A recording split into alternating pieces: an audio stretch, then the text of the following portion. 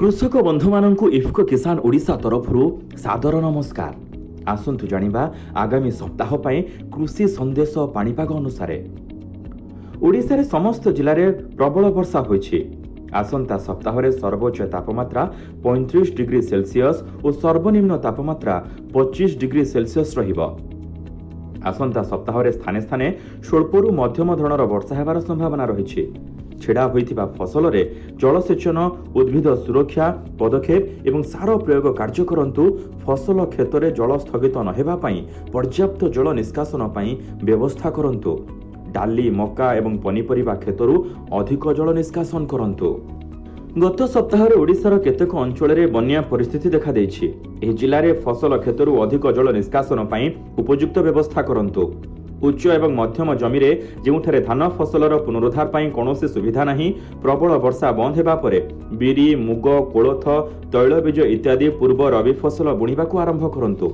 यदि धान फसल रे मृत्युहार 50% रु अधिक हुए तेबे उपलब्ध थिबा गजा बिहन को अधिक घनत्व अनुसार प्रतिरोपण करंतु। आखु फसल अत्यधिक जल निष्कासन पई उपयुक्त पदक्षेप नियंतु। जेतेबेले फसल मध्यम एवं विलंब अवधि किसम रे फसल 4 रु 5 मास होई जाय सेतेबेले रैपिंग और प्रॉपिंग करा जिबा उचित। बोरर प्रभावित टिलर एवं विलंब रे गठित टिलर्स को बाहर करंतु। आंशिक सुखिला तळपत्र सहित 2 बा 3टी आखु बाड़ी गुडी को बांधंतु। नड़िया रे सांप्रतिक वर्षा को व्यवहार करी वर्तमान तृणक एवं उद्भिद गुड़िकर मूल सफा करबा उचित। 1 किलोग्राम यूरिया, 2 किलोग्राम एसएसपी एवं 2 किलोग्राम एमओपी सहित 5 किलोग्राम निम केक उद्भिद चारिपाखरे एक रिंग तैयारी करी प्रयोग करंतु। टमाटर नर्सरी बुणिबा संपूर्ण करंतु। अधिक अमल करुथिबा किसम को 150 रु 200 ग्राम बिहन प्रति एकर हिसाब रे व्यवहार करंतु। बिहनरु वर्षारु दूरे रखिबा पई नर्सरी उपरे पॉलिथिन कवर व्यवहार करंतु।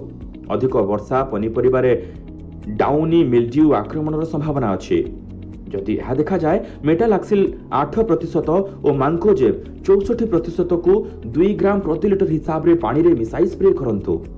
जल स्थगित स्थानरु गोरु मानकु घास आनी खाइबाकू दियंतु नाही। पशु मानकु पोखरी पानी दियंतु नाही। पशु मानकु बाह्य परजीवी रक्षा करिबा पई प्राणी चिकित्सकक द्वारा निर्देशित बटक्स दियंतु। पशु शेड रे नीम पत्रर धुआं, मशा एवं घर माछी नियंत्रण पई परामर्शदायक। अत्यधिक जल को पोखरी निष्कासन करंतु। पोखरी चारिपटे जाल देई माछ मानकु पोखरी बाहर को जिबारु रक्षा करंतु। यदि आपण आम वीडियो रे एही परि सूचना पसंद करंती तेबे दया करी हमकु सब्सक्राइब करंतु। आम नियमित भाबे एपरि वीडियो आनी थाउ।